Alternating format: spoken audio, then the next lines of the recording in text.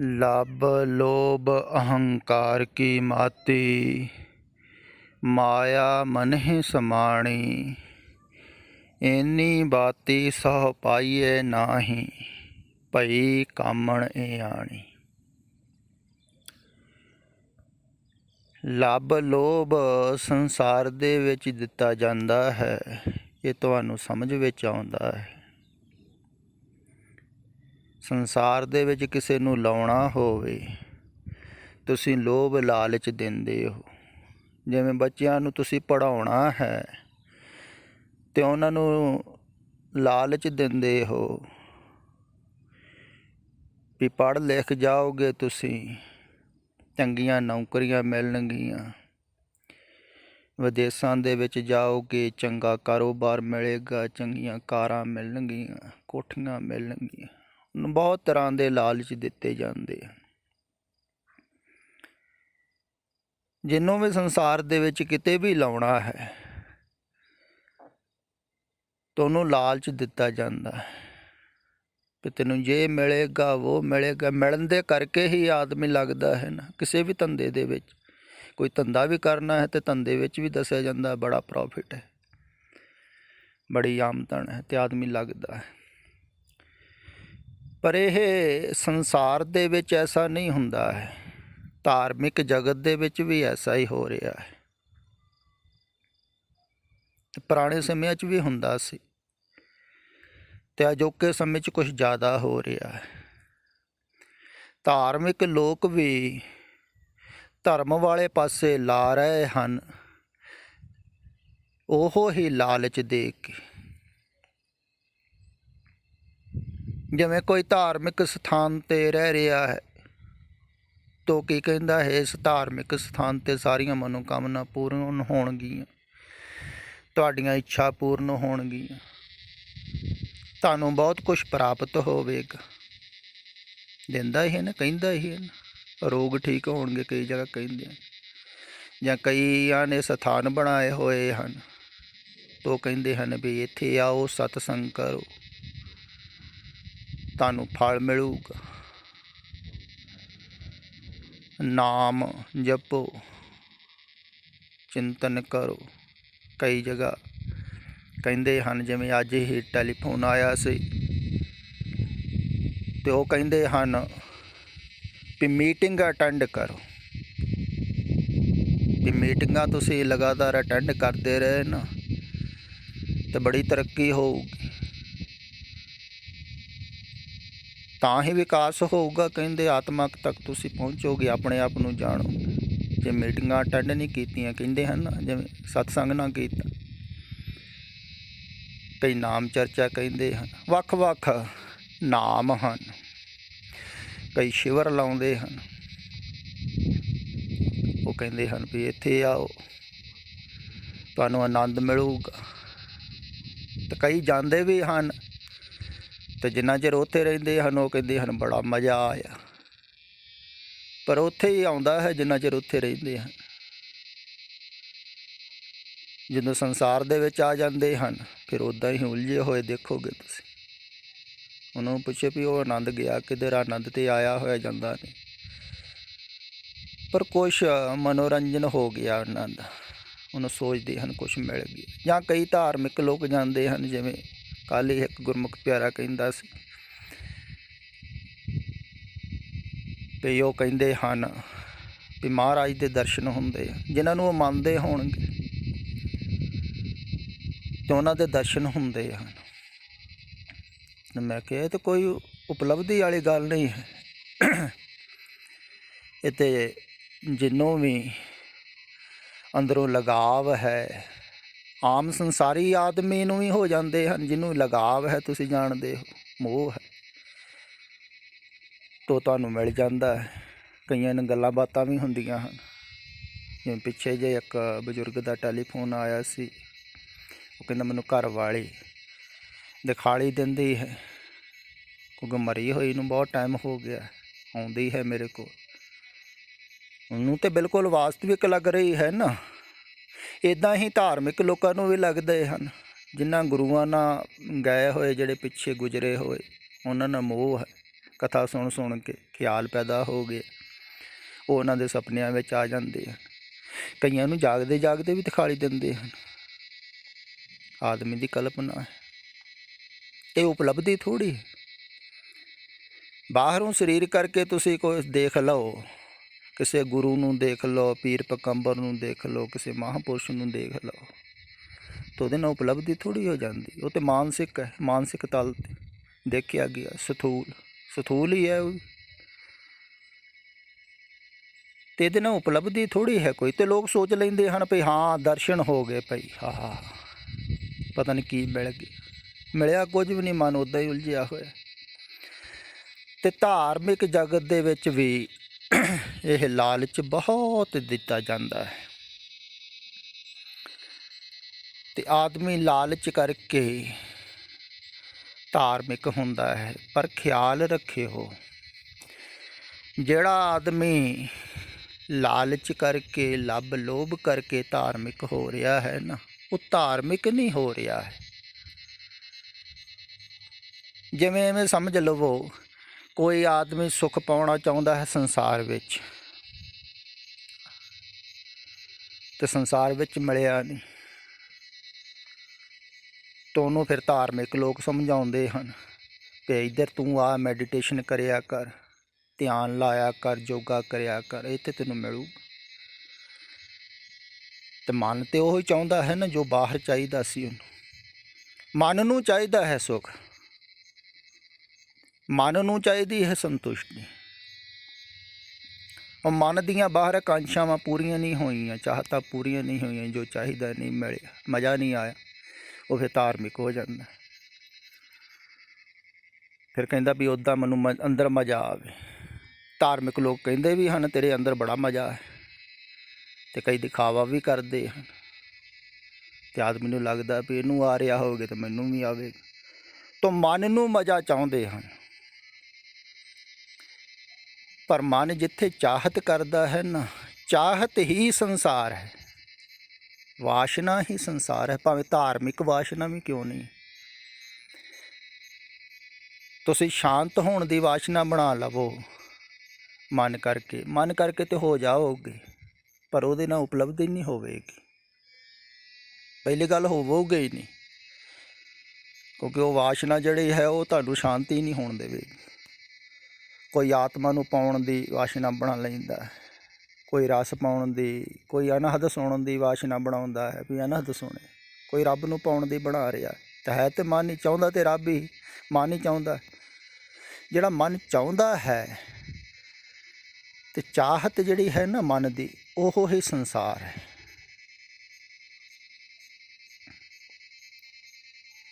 ਅਤੇ ਧਾਰਮਿਕ ਲੋਕ ਵੀ ਚਾਹਤ ਤੋਂ ਬਾਹਰ ਨਹੀਂ ਕਰਦੇ ਹਨ।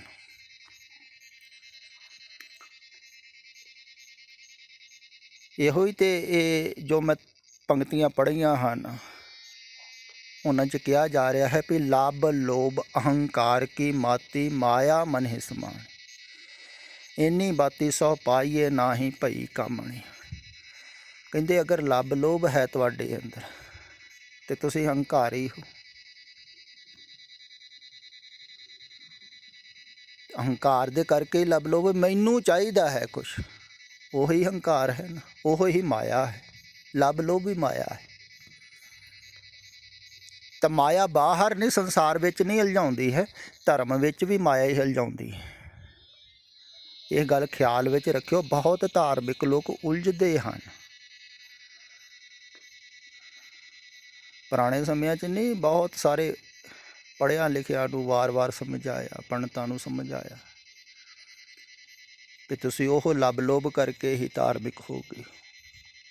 ਇੱਕ ਤਾਂ ਲੱਭ ਲੋਭ ਹੈ ਨਾ ਵੀ ਸੰਸਾਰ ਦੇ ਵਿੱਚ ਮੈਨੂੰ ਜਾਣੇ ਕੋਈ, ਮੇਰੀ ਬੱਲੇ ਬੱਲੇ ਹੋਵੇ, ਜਾਂ ਕੋਈ ਧਨ ਵਾਸਤੇ ਕਰਦਾ ਹੈ ਪ੍ਰਚਾਰ, ਧਾਰਮਿਕ ਹੁੰਦਾ ਹੈ, ਜਾਂ ਕੋਈ ਆਪਣੀ ਵਡਿਆਈ ਸੁਣਨਾ ਚਾਹੁੰਦਾ ਹੈ ਵੀ ਮੈਂ ਦਿਖਾਵਾਂ ਮੈਂ ਧਾਰਮਿਕ ਹਾਂ, ਮੈਂ ਸੰਤ ਹਾਂ, ਮੇਰੀ ਵਡਿਆਈ ਹੋਵੇ। ਕਈ ਸੋਚਦੇ ਹਨ ਵੀ ਭਗਤਾਂ ਨੂੰ ਸਾਰੇ ਕੁੰਟਾਂ ਵਿੱਚ ਜਾਣਿਆ ਜਾਂਦਾ ਹੈ, ਲਿਖਿਆ ਵੀ ਹੈ ਨਾ, ਉਹ ਕਹਿੰਦੇ ਸਾਰੇ ਹੀ ਜਾਣਨ, ਪਤਾ ਲੱਗੇ ਲੋਕਾਂ ਨੂੰ ਵੀ ਭਗਤ ਹੈ। ਵਾਸ਼ਨਾ ਤਾਂ ਉਹ ਹੀ, ਲਾਭ ਲੋਭ ਤਾਂ ਉਹ ਹੀ ਹੈ। ਤੇ ਲੱਭ ਲੋਭ ਕਰਕੇ ਧਾਰਮਿਕ ਹੋ ਜਾਂਦੇ ਹਨ ਬਹੁਤ ਸਾਰੇ, ਪਰ ਉਹ ਧਰਮ ਨਹੀਂ ਹੈ। ਖਿਆਲ ਵਿੱਚ ਰੱਖਿਓ, ਜਿੱਥੇ ਤੁਹਾਡੇ ਮਨ ਦੇ ਅੰਦਰ ਲਾਲਚ ਹੈ ਨਾ, ਤੁਹਾਡੇ ਮਨ ਨੂੰ ਕੁਛ ਚਾਹੀਦਾ ਹੈ, ਤੁਹਾਡੀ ਮਨ ਦੀ ਚਾਹਤ ਹੈ, ਤੋ ਤੁਹਾਡੇ ਹੀ ਮਨ ਦੀ ਚਾਹਤ, ਉਸ ਚਾਹਤ ਦੁਆਰਾ ਤੁਹਾਡਾ ਮਨ ਮਜ਼ਬੂਤ ਹੋਵੇਗਾ, ਮਿਟੇਗਾ ਨਹੀਂ। ਤੇ ਜਿਹੜਾ ਵਾਸਤਵਿਕ ਦੇ ਵਿੱਚ ਪੂਰਨ ਹੈ ਨਾ, ਉਹ ਕੀ ਕਹਿੰਦਾ ਹੈ? ਉਹ ਗੱਲ ਉਲਟੀ ਕਹਿੰਦਾ ਹੈ। ਮਿਲਣ ਦੀ ਤਾਂ ਗੱਲ ਹੀ ਨਹੀਂ ਕਹਿੰਦਾ ਹੈ, ਉਹ ਮਿਟਣ ਦੀ ਗੱਲ ਕਹਿੰਦਾ ਹੈ। ਕਹਿੰਦਾ ਹੈ ਪਹਿਲਾ ਮਰਨ ਕਬੂਲ ਜੀਵਨ ਕੀ ਛੱਡ ਆਸ, ਹੋ ਸਬਨ ਕੀ ਰੇਣਕਾ ਤਾ ਆਓ ਹਮਾਰੇ ਪਾਸ। ਹੁਣ ਦੇਖੋ ਫਰਕ, ਇੱਧਰ ਧਾਰਮਿਕ ਲੋਕ ਕੀ ਕਹਿੰਦੇ ਹਨ ਕਿ ਤੁਹਾਨੂੰ ਕੁਛ ਮਿਲੂਗਾ, ਸਾਡੇ ਕੋਲ ਆਓ। ਤੇ ਜਦੋਂ ਗੁਰੂ ਸਾਹਿਬ ਜੀ ਜੀਂਦੇ ਸਨ, ਸਰੀਰ ਕਰਕੇ ਹੈਨ ਸਨ, ਤਾਂ ਉਦੋਂ ਉਹ ਕੀ ਕਹਿ ਰਹੇ ਸਨ ਵੀ ਹੋ ਸਬਨ ਕੀ ਰੇਣਕਾ ਤਾਂ ਆਓ ਹਮਾਰੇ ਪਾਸ। ਪਹਿਲਾ ਮਰਨ ਕਬੂਲ ਜੀਵਨ ਕੀ ਛੱਡ ਆਸ। ਤੁਸੀਂ ਜੀਣ ਦੀ ਆਸ ਛੱਡੋ, ਸੁੱਖ ਲੈਣ ਦੀ ਤੇ ਗੱਲ ਹੀ ਨਹੀਂ ਕਰ ਰਹੇ ਹਨ। ਉਹ ਕਹਿੰਦੇ ਹੀ ਨਹੀਂ ਹਨ ਸਾਡੇ ਕੋਲ ਕੁਛ ਮਿਲੂਗਾ, ਸੁੱਖ ਮਿਲੂਗਾ, ਆਨੰਦ ਮਿਲੂਗਾ, ਮਜ਼ਾ ਆਊਗਾ, ਕੁਛ ਵੀ ਨਹੀਂ। ਉਹ ਕਹਿੰਦੇ ਜੀਵਨ ਕੀ ਛੱਡ ਆਸ। ਤੁਸੀਂ ਇੱਛਾ ਹੀ ਛੱਡੋ ਜੀਣ ਦੀ, ਮਰਨਾ ਕਬੂਲ ਕਰੋ, ਮੌਤ ਨੂੰ ਕਬੂਲ ਕਰਕੇ ਸਾਡੇ ਕੋਲ ਆਓ। ਤੇ ਹੋ ਸਬਨ ਕੀ ਰੇਣੁਕਾ, ਇਹ ਬਹੁਤ ਕਠਿਨ ਹੈ। ਖਿਆਲ ਵਿੱਚ ਰੱਖੋ। ਜਿਵੇਂ ਅੱਜ ਹੀ ਇੱਕ ਗੁਰਮੁਖ ਪਿਆਰਾ ਹੁਣੇ ਹੀ ਟੈਲੀਫੋਨ ਕਰਕੇ ਪੁੱਛ ਰਿਹਾ ਸੀ ਵੀ ਤੁਸੀਂ ਕਹਿੰਦੇ ਇਹ ਪਾਤਰ ਹੋ ਜਾਓ, ਵੀ ਪਾਤਰ ਕਿਵੇਂ ਹੋਣਾ ਹੈ? ਅਸੀਂ ਪਾਤਰ ਤੇ ਹੋ ਹੀ ਨਹੀਂ ਸਕਦੇ। ਮੈਂ ਕਿਹਾ ਬਿਲਕੁਲ ਗਲਤ ਗੱਲ ਹੈ। ਪਾਤਰ ਹਰ ਇੱਕ ਹੋ ਸਕਦਾ ਹੈ, ਕਿਉਂਕਿ ਇਸ ਪਾਤਰਤਾ ਦੇ ਵਿੱਚ ਪਾਤਰਤਾ ਜਟਾਉਣੀ ਨਹੀਂ ਹੈ। ਇੱਥੇ ਉਲਟੀ ਗੱਲ ਹੈ ਤੇ ਪਾਤਰਤਾ ਛੱਡਣੀ ਹੈ। ਸੰਸਾਰ ਦੇ ਵਿੱਚ ਅਗਰ ਤੁਸੀਂ ਕਿਤੇ ਵੀ ਜਾਂਦੇ ਹੋ, ਭਾਵੇਂ ਧਾਰਮਿਕ ਲੋਕਾਂ ਕੋਲ ਹੀ ਜਾਂਦੇ ਹੋ, ਅਤੇ ਉਹ ਵੀ ਧਰਮ ਬਾਰੇ ਪੁੱਛਦੇ ਹਨ ਵੀ ਤੁਸੀਂ ਧਾਰਮਿਕ ਹੋਣਾ ਹੈ, ਤੁਹਾਨੂੰ ਧਰਮ ਬਾਰੇ ਪਤਾ ਹੈ, ਜਾਣਕਾਰੀ। ਜੇ ਕੋਈ ਸਿੱਖ ਹੈ ਤਾਂ ਸਿੱਖਾਂ ਬਾਰੇ ਪੁੱਛੇਗਾ, ਤੁਸੀਂ ਜਾਣਦੇ ਹੋ, ਬਾਣੀ ਪੜ੍ਹਦੇ ਹੋ, ਪਾਠ ਕਰਦੇ ਹੋ, ਧਰਮ ਦੀ ਜਾਣਕਾਰੀ ਹੈ ਤੇ ਤਾਂ ਹੀ ਧਾਰਮਿਕ ਹੋ। ਇਵੇਂ ਹੀ ਇਸਲਾਮ ਜਗਤ ਦੇ ਵਿੱਚ ਵੀ ਧਾਰਮਿਕ ਹੋਣਾ ਹੈ ਤੇ ਉਹ ਕਹਿੰਦੇ ਪਹਿਲਾਂ 5 ਨਮਾਜ਼ਾਂ ਯਾਦ ਕਰੋ, ਅਤੇ ਧਰਮ ਦੀ ਪੂਰੀ ਜਾਣਕਾਰੀ ਹੋਣੀ ਚਾਹੀਦੀ। ਅਤੇ ਹਰ ਇੱਕ ਧਰਮ ਦੇ ਵਿੱਚ ਹੀ ਤੁਸੀਂ ਜਾਣਾ ਹੈ ਤਾਂ ਉਸ ਧਰਮ ਦੀ ਪਾਤਰਤਾ ਚਾਹੀਦੀ ਹੈ, ਜਾਣਕਾਰੀ ਚਾਹੀਦੀ। ਪਰ ਇੱਥੇ ਕਿਹਾ ਜਾ ਰਿਹਾ ਹੈ ਵੀ ਸਾਰੀਆਂ ਜਾਣਕਾਰੀਆਂ ਛੁੱਟ ਦੇਣੀਆਂ ਹਨ। ਇੱਥੇ ਪਾਤਰਤਾ ਉਲਟੀ ਹੈ। ਇੱਥੇ ਨਾ ਹੋਣ ਦੀ ਪਾਤਰਤਾ ਜਟਾਉਣੀ ਹੈ। ਨਾ ਹੋਣ ਦੀ ਪਾਤਰਤਾ ਤਾਂ ਹਰ ਇੱਕ ਕੋਈ ਹੈ। ਖਿਆਲ ਵਿੱਚ ਰੱਖੋ, ਹੋਣ ਦੀ ਪਾਤਰਤਾ ਨਹੀਂ, ਨਾ ਹੋਣ ਦੀ ਪਾਤਰਤਾ, ਮਿਟਣ ਦੀ ਪਾਤਰਤਾ। ਹੁਣ ਮਿਟਣ ਦੀ ਪਾਤਰਤਾ ਜਟਾਉਣੀ ਕਿਵੇਂ? ਖਿਆਲ ਕਰੋ। ਦਰਅਸਲ ਗੱਲ ਉਲਟੀ ਹੋ ਰਹੀ ਹੈ। ਗੱਲ ਬਿਲਕੁਲ ਉਲਟੀ ਹੋ ਰਹੀ ਹੈ। ਤੁਸੀਂ ਪਾਤਰਤਾ ਤੋਂ ਬਚ ਰਹੇ ਹੋ। ਇੱਧਰ ਤੁਸੀਂ ਕਹਿੰਦੇ ਹੋ ਅਸੀਂ ਮਿਟਣਾ ਨਹੀਂ ਚਾਹੁੰਦੇ, ਅਸੀਂ ਮਰਨਾ ਨਹੀਂ ਚਾਹੁੰਦੇ, ਅਸੀਂ ਜੀਣਾ ਚਾਹੁੰਦੇ। ਤੁਹਾਡੀਆਂ ਸੰਸਾਰ ਦੀਆਂ ਵਾਸ਼ਨਾਵਾਂ, ਕਾਮਨਾਵਾਂ ਹਨ, ਚਾਹਤਾਂ ਹਨ। ਤੁਸੀਂ ਕੁਛ ਪਾਉਣਾ ਚਾਹੁੰਦੇ, ਤੁਸੀਂ ਕੁਛ ਦਿਖਾਉਣਾ ਚਾਹੁੰਦੇ, ਕੁਛ ਹੋਣਾ ਚਾਹੁੰਦੇ ਹੋ। ਤੁਸੀਂ ਮਿਟਣਾ ਥੋੜ੍ਹੀ ਚਾਹੁੰਦੇ ਹੋ। ਜੇ ਮਿਟਣਾ ਚਾਹੁੰਦੇ ਹੋ ਤਾਂ ਕੌਣ ਰੋਕਦਾ ਹੈ? ਅਤੇ ਪਾਤਰਤਾ ਨੂੰ ਤੁਸੀਂ ਬਚਾਉਂਦੇ ਹੋ। ਖਿਆਲ ਵਿੱਚ ਰੱਖੋ, ਇੱਥੇ ਤਾਂ ਗੱਲ ਹੀ ਉਲਟੀ ਹੋ ਰਹੀ ਹੈ। ਇੱਥੇ ਤਾਂ ਲੱਭ ਲੋਭ ਦੀ ਗੱਲ ਹੀ ਨਹੀਂ ਹੋ ਰਹੀ। ਇੱਥੇ ਸਮਝਣੀ ਬਹੁਤ ਕਠਿਨ ਹੈ। ਬਹੁਤ ਘੱਟ ਸਰੋਤੇ ਹੋਣਗੇ ਜੋ ਵਾਸਤਵਿਕ ਦੇ ਵਿੱਚ ਸਮਝ ਰਹੇ ਹੋਣਗੇ। ਕਈ ਸੋਚ ਲੈਂਦੇ ਹਨ ਅਸੀਂ ਸਮਝ ਰਹੇ ਹਾਂ ਤੁਹਾਨੂੰ ਸੁਣ ਕੇ, ਪਰ ਨਹੀਂ। ਖਿਆਲ ਵਿੱਚ ਰੱਖਿਓ, ਬਹੁਤ ਬਾਅਦ ਵਿੱਚ ਸਮਝ ਵਿੱਚ ਆਉਣਗੀਆਂ ਇਹ ਗੱਲਾਂ ਤੁਹਾਨੂੰ। ਵੀ ਇੱਥੇ ਉਲਟੀ ਗੱਲ ਹੁੰਦੀ ਹੈ। ਸਦਾ ਹੀ ਧਾਰਮਿਕ ਲੋਕ ਉਲਟੀ ਗੱਲ ਕਰਦੇ ਹਨ। ਇੱਥੇ ਪਾਉਣ ਦੀ ਗੱਲ ਹੀ ਨਹੀਂ ਹੋ ਰਹੀ। ਇੱਥੇ ਲੱਭ ਲੁੱਭ ਕੋਈ ਨਹੀਂ ਦਿੱਤਾ ਜਾ ਰਿਹਾ, ਸਗੋਂ ਉਲਟੀ ਗੱਲ ਹੋ ਰਹੀ ਹੈ। ਜਿਵੇਂ ਕੱਲ੍ਹ ਹੀ ਟੈਲੀਫੋਨ ਕਰਕੇ ਪੁੱਛ ਰਿਹਾ ਸੀ ਨਾ ਇੱਕ ਮਿੱਤਰ ਪਿਆਰਾ, ਵੀ ਤੁਹਾਡੀਆਂ ਗੱਲਾਂ ਸੁਣ ਕੇ ਸੰਸਾਰ ਦੇ ਵਿੱਚੋਂ ਮਨ ਉਦਾਸ ਹੋ ਰਿਹਾ ਹੈ, ਚੰਗਾ ਨਹੀਂ ਲੱਗ ਰਿਹਾ, ਬੇਰੁਖੀ ਜੀ ਹੋ ਰਹੀ ਹੈ। ਹੁਣ ਜਿਹੜਾ ਇਹ ਸੁਣੇਗਾ ਤਾਂ ਸੰਸਾਰ ਦੇ ਵਿੱਚੋਂ ਤਾਂ ਉਦਾਸ ਹੋਵੇਗਾ ਹੀ, ਸੰਸਾਰ ਚੰਗਾ ਨਹੀਂ ਲੱਗੇਗਾ। ਅਤੇ ਧਾਰਮਿਕ ਲੋਕ ਸਮਝਾਉਣਗੇ ਵੀ ਤੂੰ ਧਾਰਮਿਕ ਨਹੀਂ ਹੋ ਰਿਹਾ, ਧਰਮ ਦੇ ਵਿੱਚ ਤਾਂ ਬੜੀ ਖੁਸ਼ੀ ਮਿਲਦੀ ਹੈ, ਬੜਾ ਮਜ਼ਾ ਆਉਂਦਾ ਹੈ, ਆ ਤੈਨੂੰ ਮਜ਼ਾ ਦਿਖਾਈ। ਪਰ ਪਹਿਲ ਥੋੜ੍ਹੀ ਆਵੇਗਾ। ਜੋ ਸੰਸਾਰ ਦੇ ਵਿੱਚ ਤੁਸੀਂ ਨਿਕਲੋਗੇ, ਸੰਸਾਰ ਨੂੰ ਛੱਡੋਗੇ, ਸੰਸਾਰ ਨੂੰ ਤਿਆਗੋਗੇ, ਉਦੋਂ ਤਾਂ ਪੀੜਾ ਤਾਂ ਹੋਵੇਗੀ, ਦੁੱਖ ਹੋਵੇਗਾ, ਉਦਾਸੀ ਵੀ ਹੋਵੇਗੀ, ਬਹੁਤ ਵੈਰਾਗ ਆਵੇਗਾ। ਕਠਿਨ ਹੈ। ਜਿਵੇਂ ਕਿਸੇ ਦੇ ਕੰਡਾ ਚੁੱਭਿਆ ਹੋਵੇ ਤਾਂ ਉਹਦਾ ਕੰਡਾ ਕੱਢੋ ਤਾਂ ਪੀੜਾ ਤਾਂ ਹੋਵੇਗੀ। ਹੁਣ ਤੁਹਾਡੇ ਦਿਲ ਦੇ ਅੰਦਰ, ਹਿਰਦੇ ਦੇ ਅੰਦਰ ਸੰਸਾਰ ਵੜਿਆ ਹੋਇਆ ਹੈ, ਜਦੋਂ ਇਹਨੂੰ ਕੱਢਿਆ ਜਾਵੇਗਾ ਦਰਦ ਤਾਂ ਹੋਵੇਗੀ। ਹਾਂ, ਇਹ ਜ਼ਰੂਰ ਫਰਕ ਹੈ ਵੀ ਤੁਸੀਂ ਕਿਸੇ ਹੋਰ ਕੋ ਕੰਡਾ ਕਢਾਓ ਅੰਦਰੋਂ ਤਾਂ ਦਰਦ ਜ਼ਿਆਦਾ ਹੋਵੇ, ਅਤੇ ਕਿਸੇ ਜਾਣਕਾਰ ਕੋ ਕਢਾਓ ਸਪੈਸ਼ਲਿਸਟ, ਤਾਂ ਉਹ ਤੁਹਾਨੂੰ ਪੀੜਾ ਨਹੀਂ ਹੋਣ ਦੇਵੇਗਾ। ਸਤਿਗੁਰੂ ਕੋਲ ਕਢਾਓ ਅਤੇ ਘੱਟ ਹੋਵੇਗੀ ਦਰਦ, ਸਹਿਜ ਨਿਕਲ ਜਾਵੇਗਾ ਕੰਡਾ ਚੁਭਿਆ ਹੋਇਆ। ਅਤੇ ਸੰਸਾਰ ਕੰਡਾ ਹੈ, ਸੰਸਾਰ ਤੁਹਾਡੇ ਅੰਦਰ ਹੈ। ਅੰਦਰੋਂ ਜਦੋਂ ਸੰਸਾਰ ਨੂੰ ਤੁਸੀਂ ਛੱਡੋਗੇ, ਜਿਹਦੇ ਨਾਲ ਇੰਨਾ ਅਟੈਚ ਹੋਏ ਹੋ, ਮੋਹ ਪਾਇਆ ਹੈ, ਅਤੇ ਛੱਡਣ ਲੱਗਿਆ ਦਰਦ ਤਾਂ ਹੋਵੇਗੀ, ਪੀੜਾ ਹੋਵੇਗੀ। ਉਹਨੂੰ ਹੀ ਬਿਰਹਾ ਕਿਹਾ ਹੈ, ਉਹਨੂੰ ਹੀ ਤੜਫ ਕਿਹਾ ਹੈ, ਉਹ ਹੀ ਵੈਰਾਗ। ਅਤੇ ਇੱਧਰ ਤਾਂ ਵੈਰਾਗ ਦੇ ਵਿੱਚ ਦੀ ਗੁਜ਼ਰਨਾ ਪਵੇਗਾ, ਮਿਟਣਾ ਪਵੇਗਾ।